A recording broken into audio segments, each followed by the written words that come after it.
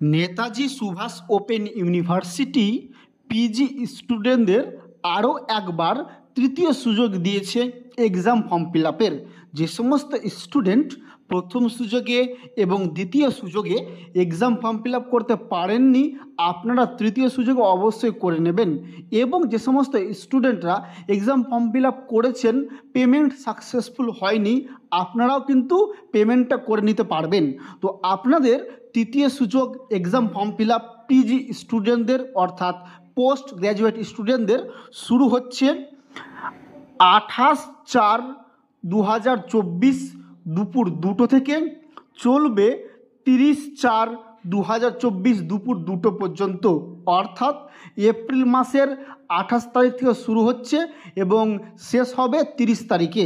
আপনারা অবশ্যই এক্সাম ফর্মটি ফিল আপ করে নেবেন যে সমস্ত স্টুডেন্ট এক্সাম ফর্মটি ফিল আপ করতে পারেননি।